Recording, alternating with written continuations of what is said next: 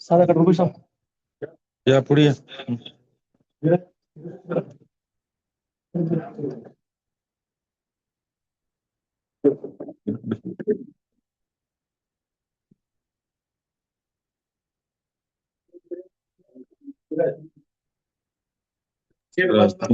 महत्व आहे.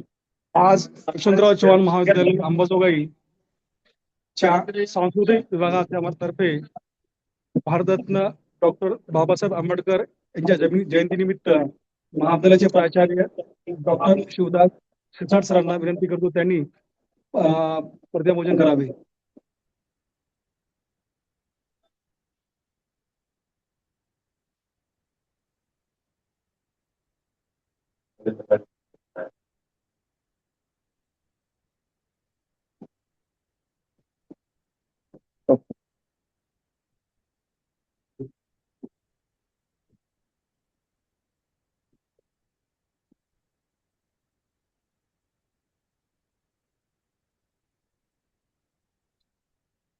Yes.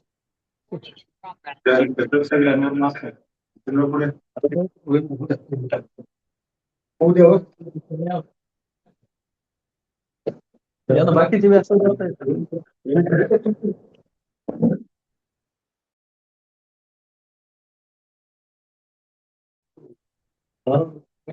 आम्ही जातो.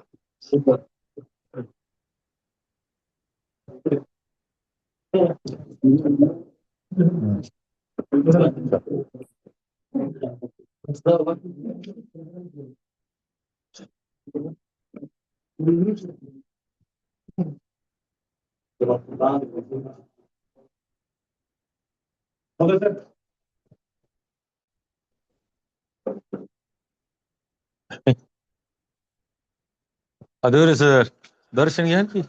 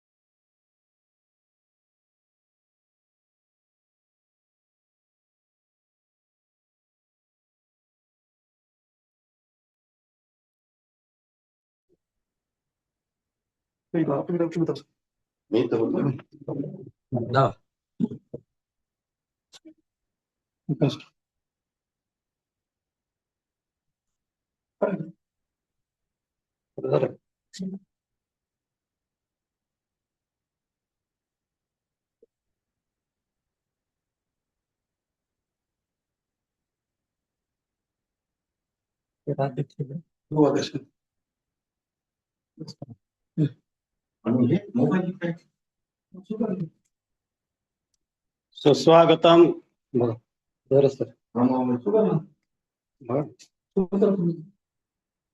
सुस्वागतम सुस्वागतम. आवाज यायला सर?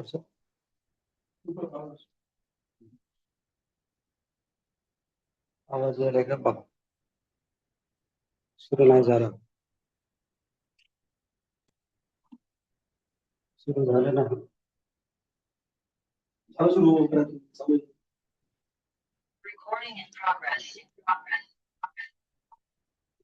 सुस्वागतम सुस्वागतम. मराठवाडा शिक्षण संस्था संचलित यशवंतराव चव्हाण महाविद्यालय अंबाजोगाई च्या वतीनं आजच्या ऑनलाईन कार्यक्रमात सर्व सहभागी मान्यवरांचे मी हार्दिक स्वागत करतो. आज 14 एप्रिल डॉक्टर बाबासाहेब आंबेडकर यांची जयंती आज आपण सर्वजण उत्साहात साजरी करत आहोत. या कार्यक्रमाचे अध्यक्ष म्हणून महाविद्यालयाचे सन्माननीय प्राचार्य डॉक्टर शिवदास शिरसाट सर हे लाभलेले आहेत. प्रमुख व्याख्याते म्हणून डॉक्टर भटकर सर हे या ठिकाणी लाभलेले आहेत. तसेच या कार्यक्रमाला महाविद्यालयाचे उपप्राचार्य डॉक्टर रमेश शिंदे सर, कनिष्ठ महाविद्यालयाचे उपप्राचार्य डॉक्टर पी.के. जाधव सर व अंतर्गत गुणवत्ता हमी विभागाचे समन्वयक डॉक्टर मुकुंद राजपंके सर व ऑनलाईन उपस्थित असलेले सर्व प्राध्यापक, प्राध्यापिका आणि विद्यार्थी मित्रांनो, असं म्हणतात की सबके हितों की रक्षा हो, सबके हितों की रक्षा हो ऐसा विधान है, सबको जोड़कर रखे ये भारत का संविधान है. डॉक्टर बाबासाहेब आंबेडकरांनी जे संविधान लिहिले ते संविधान म्हणजे भारतातील प्रत्येक व्यक्तीच्या स्वातंत्र्य आणि समतेची आस असणारा हा एक जिवंत दस्तावेजच म्हणावा लागेल. भारतीय राज्यघटनेचे शिल्पकार, थोर विधितज्ञ, थोर अर्थतज्ञ व द सिम्बॉल ऑफ नॉलेज म्हणून जगामध्ये ओळखले जात असलेले थोर महामानव डॉक्टर बाबासाहेब आंबेडकर यांच्या जयंती निमित्त सर्वांना मी या प्रसंगी हार्दिक शुभेच्छा देतो व मी या कार्यक्रमाची सुरुवात करतो. या कार्यक्रमाचं प्रास्ताविक करण्याची विनंती यशवंतराव चव्हाण महाविद्यालयाचे सन्माननीय प्राचार्य डॉक्टर शिवदास शिरसाट सर यांना मी अशी विनंती करतो की त्यांनी या कार्यक्रमाचं प्रास्ताविक करावं. नमस्कार. सर्व ऑफलाईन ऑनलाईन उपस्थित असणाऱ्यांना प्रथमतः डॉक्टर बाबासाहेब आंबेडकर यांच्या जयंती निमित्तच्या हार्दिक हार्दिक शुभेच्छा. आज भारतरत्न, भारतीय संविधानाचे जनक, प्रज्ञा व क्रांतीसूर्य डॉक्टर बाबासाहेब आंबेडकर यांच्या जयंती निमित्ताने आमच्या मराठवाडा शिक्षण प्रसारक मंडळ संचलित यशवंतराव चव्हाण महाविद्यालय अंबेजोगाई सांस्कृतिक राष्ट्रीय सेवा योजना विभागाच्या वतीने डॉक्टर बाबासाहेब आंबेडकर आणि बौद्ध धम्म या विषयावरती विशेष अशा व्याख्यानाचे आयोजन करण्यात आलेले आहे. आमच्या अशा उपक्रमांना आमच्या महाविद्यालयाचे सन्माननीय अध्यक्ष आदरणीय आमदार प्रकाशदादा सोळंके साहेब, सरचिटणीस आदरणीय आमदार सतीश भाऊ चव्हाण साहेब तथा महाविद्यालय विकास समितीचे सर्व सन्माननीय सदस्य, आजच्या या व्याख्यानाचे कार्यक्रमाचे प्रमुख व्याख्याते माननीय श्री पंकज शंकरराव भटकर,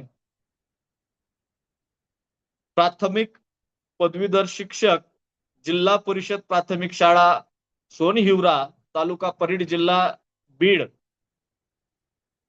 यांचे विचार या संदर्भात आपण ऐकणार आहोत.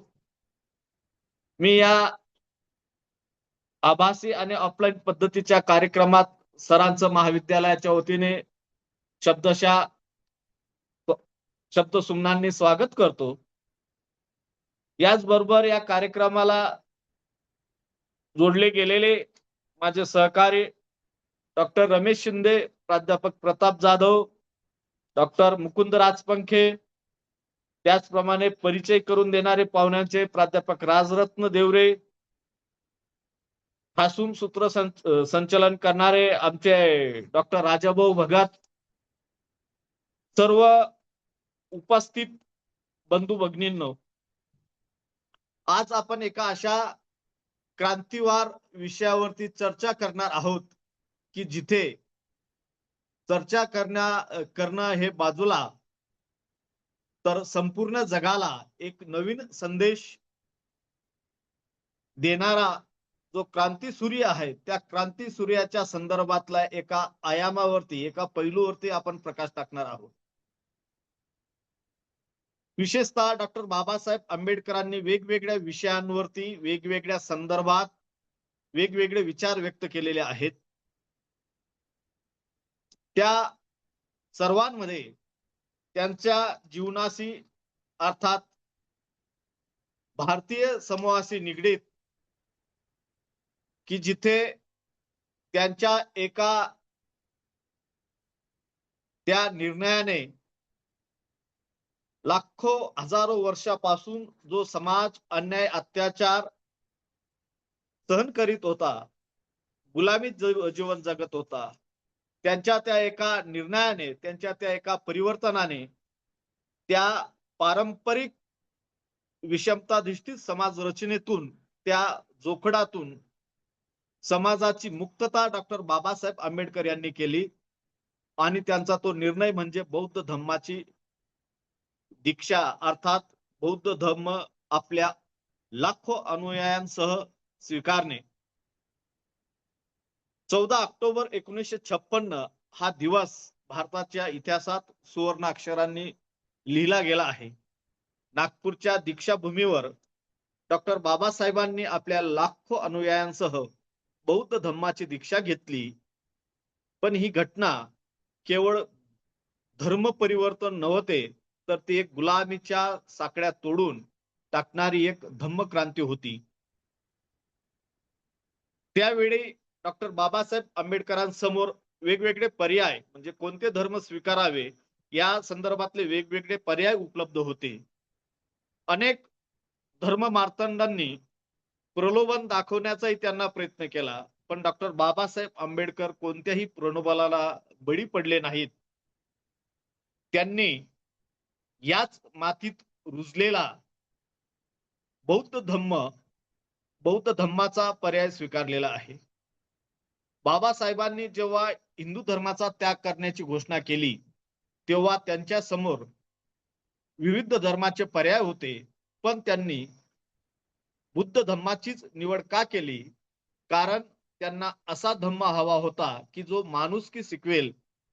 बाबासाहेब म्हणत, मला असा धर्म हवा आहे जो स्वातंत्र्य, समता आणि बंधुता शिकवेल. बुद्धाचा धम्म हा विज्ञानावर आधारित आहे, त्यात अंधश्रद्धेला जागा नाही, आणि सर्वात महत्वाचं म्हणजे तो समतेचा पुरस्कार करतो. बाबासाहेबांनी अशी एक घोषणा केलेली होती की मी हिंदू म्हणून जन्मलो तरी सुद्धा मी हिंदू म्हणून मरणार नाही. त्यांची ही प्रतिज्ञा बाबासाहेबांनी पूर्ण केली, कारण जो बौद्ध धम्म स्वीकारला तो धम्म विज्ञानावर आधारित असून त्यात कोणत्याही अंधश्रद्धेला बळी नाही, देवत्वाला महत्व नाही, आणि सर्वात म्हणजे तो सामाजिक सर्वच प्रकारच्या समतेचा तो पुरस्कार करतो. बाबासाहेबांच्या मध्ये बौद्ध धर्म हा केवळ एक धर्म नसून ती एक जीवन जगण्याची पद्धत आहे, ज्यात स्वातंत्र्य, समता, बंधुता आहे, आणि तोच खरा धर्म हे त्यांनी ओळखले होते. नागपूरची ती सकाळ मानवी इतिहासातील अभूतपूर्व घटना होती.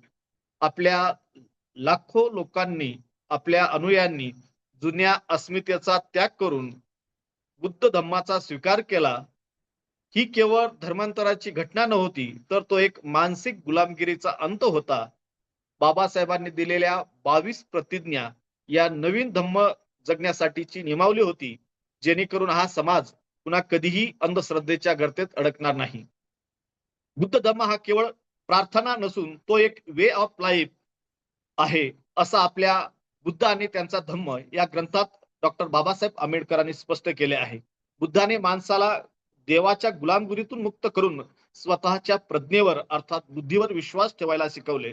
आत्मदीप भव म्हणजे स्वतः बाबासाहेबांना अत्यंत प्रिय होता. त्या ग्रंथात ते स्पष्ट करतात की बुद्धांचा धर्म हा विज्ञानाशी सुसंगत आहे. बुद्ध म्हणतात, कोणतीही गोष्ट केवळ मी सांगितली म्हणून मानू नका, तर ती तुमच्या बुद्धीला पटेल तरच स्वीकारा. ही वैज्ञानिक दृष्टी बाबासाहेबांना अपेक्षित होती. त्यांना असाच तर्कनिष्ठ असणार होता. आज आपण जगात पाहतोय सगळीकडे सामाजिक, धार्मिक, पक्षीय, प्रांतिक द्वेष आणि हिंसा आपल्याला दिसून येतो. तेव्हा अशा या वातावरणात आजच्या या प्रासंगिकतेला धरून बुद्धांची शांती आणि बाबासाहेबांचे संविधानिक विचारच आपल्याला वाचू शकतात. कारण युद्ध नको, बुद्ध हवा हा संदेश संपूर्ण जगाला आजच्या काळात आवश्यक आहे.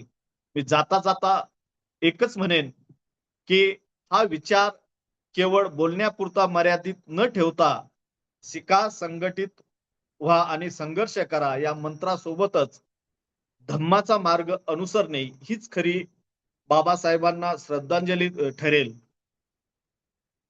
सागराचे पाणी कधी आटणार नाही. सागराचे पाणी कधी आटणार नाही. भीमाची आठवण कधी मिटणार नाही. भीमाची आठवण कधी मिटणार नाही.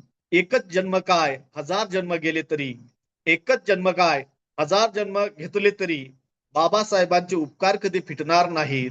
बाबासाहेबांचे उपकार कधी फिटणार नाहीत. एवढे बोलतो माझे 2 शब्द संपवतो. पुनश्च डॉक्टर बाबासाहेब आंबेडकरांच्या जयंती निमित्तच्या सर्वांना हार्दिक शुभेच्छा देतो आणि थांबतो. जय हिंद, जय भारत. धन्यवाद सर.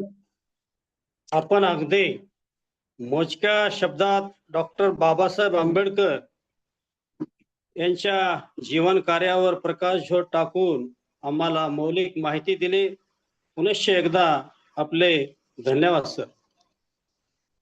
डॉक्टर बाबासाहेब आंबेडकर हे केवळ एका समाजापुरते मर्यादित ठेवले आहेत, हे चुकीचं आहे. त्यांनी जे सर्व समाजासाठी कार्य केले ते उल्लेखनीय आहे. त्यांनी संविधानामध्ये प्रत्येक व्यक्तीला मतदानाचा अधिकार मिळवून दिला व स्त्री शिक्षणाला संवैधानिक अधिकार त्यांनी मिळवून दिला. त्याबद्दल असं मला म्हणावंसं वाटतं की happiness always look small while you hold it in your hands, but let it go and you learn at once how big and precious it is. यावरून आपल्याला त्यांनी केलेल्या कार्याची महती या ठिकाणी दिसून येते. यानंतर आजच्या कार्यक्रमाचे प्रमुख मार्गदर्शक डॉक्टर पंकज भटकर सर यांचा परिचय करून देण्याची विनंती प्राध्यापक राजरतन देवरे सर यांना मी अशी विनंती करतो की त्यांनी या प्रसंगी पाहुण्यांचा परिचय करून द्यावा.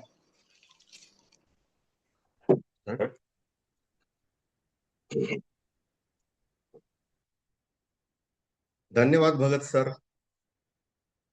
आज प्रमुख पाहुण्यांचा परिचय करण्याची जबाबदारी माझ्याकडे देण्यात आलेली आहे. तर थोडक्यामध्ये मी आजच्या कार्यक्रमाचे प्रमुख पाहुण्यांचा परिचय आपल्या समोर सादर करत आहे. आजच्या कार्यक्रमाचे जे आपले प्रमुख पाहुणे आहेत त्यांचं पूर्ण नाव पंकज शंकरराव भटकर असं आहे. आपल्या अंबेजोगाईचेच हे रहिवासी आहेत. त्यांचं शिक्षण MA, MEd, MPhil आणि सध्या PhD देखील चालू आहे. सेवा त्यांची 23 वर्ष झालेली आहे आणि सध्या ते परळी तालुक्यामध्ये सोनहिवरा जे गाव आहे त्या ठिकाणी प्राथमिक पदवीधर शिक्षक या पदावर कार्यरत आहेत. मित्रांनो, प्रत्येक स्त्री पुरुष हा आपल्या आमच्या जे गुण असतात त्या गुणाने या जगामध्ये चमकत असतो. त्याचं जे काही वेगळेपण असतं त्या वेगळेपणामुळं त्याचं नाव या जगामध्ये त्याची दखल जग घेतं. भटकर सर प्राथमिक पदवीधर शिक्षक आहेत. मग त्यांच्यामध्ये असं कोणते कलागुण आहेत की त्या कलागुणांची जागतिक स्तरावर नोंद झालेली आहे. तर आपल्याला माहित आहे की या देशावर सम्राट अशोकांचं राज्य होतं. हा सम्राट अशोक फार क्रूर प्रवृत्तीचा होता.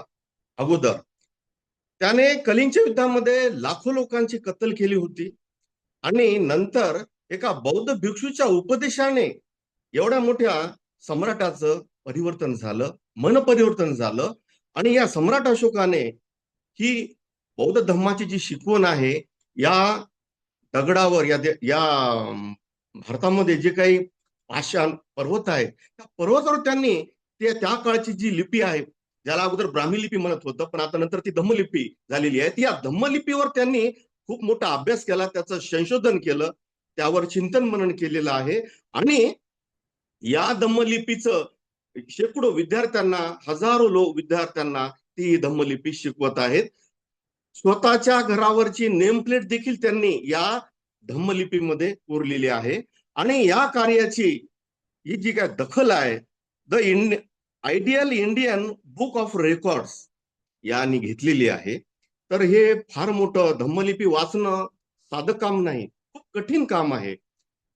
आणि जर तुम्हाला बघायचं असेल ही धम्मलिपी, तर जाता जाता दवाखान्याच्या बाजून जाताना एक संघर्ष भूमी फार मोठी एक एरिया आहे, त्या ठिकाणी 22 फूट उंचीचा जो शिलालेख आहे, त्यावर डॉक्टर बाबासाहेब आंबेडकरांनी ज्या 22 प्रतिज्ञा सांगितल्या होत्या, त्या धम्मलिपीमध्ये त्यांनी त्या ठिकाणी कोरल्याचं एक अद्वितीय कार्य त्यांनी केलेलं आहे. त्यानंतर भारत सरकारचं जे काही सांस्कृतिक मंत्रालय आहे, या मंत्रालयाने देखील त्यांची दखल घेतलेली आहे. CCRT यांनी देखील डॉक्टर भटकर सरांची दखल घेतलेली आहे. महाराष्ट्रातील बौद्ध लेणी या विषयावर त्यांनी फोटोग्राफी करून त्याचं सादरीकरण दिल्ली येथे केलेलं आहे. तर हे फार मोठं त्यांचं हे कार्य आहे. त्यानंतर पाठ्यपुस्तकातील QR कोड जो असतो, या QR कोडसाठी देखील त्यांचं फार मोठं योगदान आहे. आपल्या बीड जिल्हा आपला जो बीड जिल्हा आहे, त्यामध्ये इयत्ता 3रीच्या पाठ्यपुस्तकातील जिल्ह्यातील महत्वपूर्ण स्थळांचं छायाचित्रण त्यांनी केलेलं आहे. ही फार मोठी अभिनंदनाची बाब आहे. तर भटकर सर या अंबेजोगाई, त्यांचं सामाजिक क्षेत्रामध्ये फार मोठं योगदान आहे. त्यानंतर बौद्ध धम्मासाठी ज्या काही त्यांना खूप मोठी महत्वपूर्ण अशी माहिती त्यांना आहे, यासाठी त्यांना काही पुरस्कार देखील भेटलेले आहेत. राज्यस्तरीय समाजसेवा पुरस्कार, हा पुरस्कार त्यांना दी बुद्धिस्ट फाउंडेशन ऑफ इंडिया यांच्याकडून भेटलेला आहे. त्यानंतर ध्येय एज्युकेशन फाउंडेशन पुणे यांच्याकडून देखील त्यांना राज्य पुरस्कार भेटलेला आहे. त्यानंतर जिल्हास्तरीय उत्कृष्ट शिक्षक पुरस्कार CCRT दिल्ली अंतर्गत बीड जिल्हा यांच्याकडून देखील त्यांना पुरस्कार भेटलेला आहे. त्यानंतर मुक्ता संघटना बीड यांच्याकडून देखील त्यांना जिल्हास्तरीय शिक्षक पुरस्कार भेटलेला आहे. तर अशा रीतीनं थोडक्यामध्ये भटकर सरांचं हे सामाजिक कार्य खूप मोठं आहे. एवढं बोलून मी त्यांचा परिचय समाप्त करतो.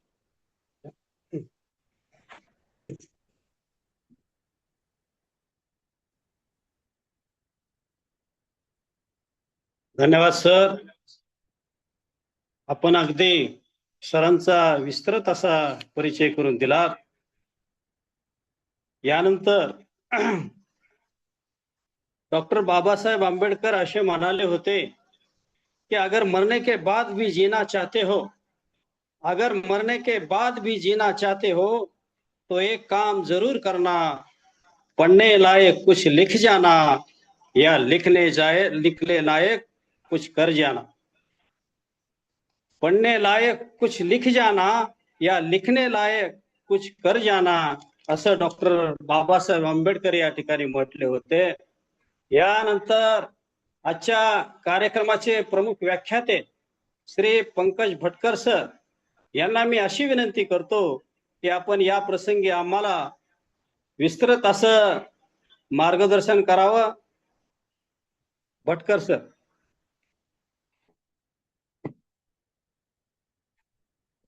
हॅलो, आवाज येतो सर? हो, येतो आवाज सर, येतो? आवाज येतो. Yes yes yes. सर्वांना सप्रेम जय भीम. आणि आजच्या या डॉक्टर बाबासाहेब आंबेडकर जयंतीनिमित्त आपल्या सर्वांनाच हार्दिक हार्दिक शुभेच्छा. नमो तस् भगवतो अरहतो सम्मा संबुद्धस्स. नमो तस् भगवतो अरहतो सम्मा संबुद्धस्स. नमो तस् भगवतो अरहतो सम्मा संबुद्धस्स. आज पूर्ण जग डॉक्टर बाबासाहेब आंबेडकर यांचा हा जयंतीचा महोत्सव साजरा करीत आहे. ही एक व्यक्ती राहिली नसून ती जरी शरीराने गेली असली तरी विचाराने मात्र प्रत्येकाच्या मनामध्ये आहे. या पृथ्वीवरचा प्रत्येक मानव हा मुक्त व्हावा यासाठी डॉक्टर आंबेडकरांनी खूप मोठं योगदान दिलेलं आहे. सर्वप्रथम मी महाकारुणिक तथागत गौतम बुद्ध यांना त्रिवार वंदन करतो. या देशाचा महान सम्राट अशोक राजा त्यांनी केलेलं हे जे कार्य आहे बौद्ध धर्मासाठी, एक धम्मदायाद म्हणून चक्रवर्ती महासम्राट अशोक यांना ओळखले जातं, त्यांनाही वंदन. आणि बोधिसत्व महामानव डॉक्टर बाबासाहेब अर्थात भीमराव रामजी आंबेडकर यांनी केलेल्या या मानवमुक्तीसाठी सुद्धा मी त्यांना त्रिवार वंदन करतो. आपल्या सगळ्यांना ज्ञात आहे की आजचा हा जल्लोषाचा कार्यक्रम अनेक ठिकाणी अनेक पद्धतीने साजरा केला जात आहे. पूर्ण भारताचा जर विचार केला विशेष करून हा एक असा एकमेव महामानव आहे ज्यांच्यावरती लाखो गीतं लिहिल्या गेली आहेत. आज गाव आणि परिसरामध्ये अनेक प्रकारचे बॅनर्स त्यांच्या नावाने लावलेले आहेत. असं या मानवाने नेमकं काय केलं आहे आणि त्यांनी जे केलेलं कार्य आहे हे खरोखरच आपण एक माणूस म्हणून त्याला बघतो का, की एखाद्या विशिष्ट दृष्टिकोनातून त्यांना त्यांच्या विचारातून न पाहता एका जातीवाद अशा प्रकारच्या विचारसरणीतून पाहतो की काय, असा प्रश्न प्रत्येकाने स्वतःला विचारला पाहिजे. या भारतातल्या सर्व सजीव निर्जीव या सर्वांवरतीच प्रेम करणारा हा महामानव आहे. या देशातली जमीन, या देशातलं पाणी आणि या देशात व्याप्त असलेला आकाश या तिघांवरती अधिराज्य करणारं महान असं संविधान डॉक्टर आंबेडकर ज्यांना आपण लाडाने बाबासाहेब असं म्हणतो, त्यांनी हे लिहून ठेवलंय. आणि त्यांच्याविषयी आज तुमच्याशी ही सर्व चर्चा करताना आणि माझे विचार मांडताना मला खूप आनंद होतो आहे. आदरणीय संयोजक doctor Shirsat sir, doctor Deore sir, doctor Suryawad sir, doctor Rajpankhe sir, या सर्वांचंच मी आभार मानतो की त्यांनी ही निवड करून मला तुमच्याशी ही चर्चा करण्याची चांगली संधी दिलेली आहे. माझं जीवन आणि कार्य आताच डॉक्टर देवरे सरांनी सांगितलं आहे. हे काम मी करत गेलो आहे, याला कुठल्याही प्रकारची अपेक्षा ठेवली नव्हती, परंतु ते होत होत एक चांगलं काम घडलं आणि मला त्याचा आनंद देखील वाटतो. मी जे काम केलंय, जे सांगितलं गेलं ते अतिशय क्षुल्लक आहे असं मला देखील वाटतं, कारण माझ्यापेक्षा अनेक लोकांनी भरपूर चांगली कामं केली आहेत. डॉक्टर बाबासाहेब आंबेडकर आणि बौद्ध धम्म या दोघांचं कोरिलेशन काय याविषयी आपण थोडीशी विचार मांडणी करावी अशा प्रकारचं मला सुचवण्यात आलं आणि त्या अनुषंगाने मी थोडी बहुत तयारी केली आहे, ती आपल्या समोर मी मांडतो आहे. डॉक्टर बाबासाहेब आंबेडकर यांचा जो बौद्ध धर्माशी संबंध आहे तो फार पूर्वीपासून आहे. एकदम 1956ला त्यांनी आपला धम्म स्वीकारला आणि त्याला गती मिळाली असं काही झालेलं नाही. कारण आपण जेव्हा अभ्यासतो की डॉक्टर बाबासाहेब आंबेडकरांचे मार्गदर्शक कोण होते, बाबासाहेब आंबेडकरांनी आपले गुरु आणि मार्गदर्शक जर कोणाला मानलं असेल त्या अशा व्यक्ती आहेत ज्यांचा बाबासाहेबांचा कधीच जीवनामध्ये संपर्क आला नाही, त्यांनी पाहिलं सुद्धा नाही. ते पहिले आहेत महाकारुणिक तथागत गौतम बुद्ध, यांना त्यांनी गुरु मानले. दुसरे आहेत संत कबीर, यांच्या दोह्यामधून ज्या पद्धतीने अंधश्रद्धेवरती घावा घातला गेला आणि ज्या पद्धतीने जनमानसामध्ये एक चांगली विवेकशीलता निर्माण केली, असे संत कबीर यांचा पगडा त्यांच्यावरती होता, त्यांनाही त्यांनी गुरु मानलेला आहे. आणि राष्ट्रपिता महात्मा ज्योतिबा फुले यांना सुद्धा डॉक्टर बाबासाहेब आंबेडकरांनी आपले गुरु मानलेले आहे. म्हणजे विचार करा की बाबासाहेबांच्या आधी घडलेली ही व्यक्ती आहे, परंतु त्याच्या विचारामुळे त्यांनी बाबासाहेबांनी स्वतः त्यांना गुरु मानलेला आहे. लहानपणापासूनच बाबासाहेबांवरती संत कबीर यांच्या विचाराचा पगडा होता असं म्हणायला हरकत नाही. कारण डॉक्टर आंबेडकर यांचे वडील रामजी बाबा हे कबीरपंथी होते. कबीराचे डॉक्टर सर. दोहे. हा सर नमस्ते सर, एक थोडी तांत्रिक अडचण आहे सर. हा बोला. सर्व सहकारी प्राध्यापकांना विनंती आहे की याच लिंकवर परत जॉईन व्हावे. काही तांत्रिक अडचणी उपलब्ध झालेली आहे. भटकर सरांना ठीक आहे. विनंती आहे की लगेच जॉईन व्हावा. लिंक बंद होईल सर, चालेल लगेच जॉईन होईल. ओके. Okay okay.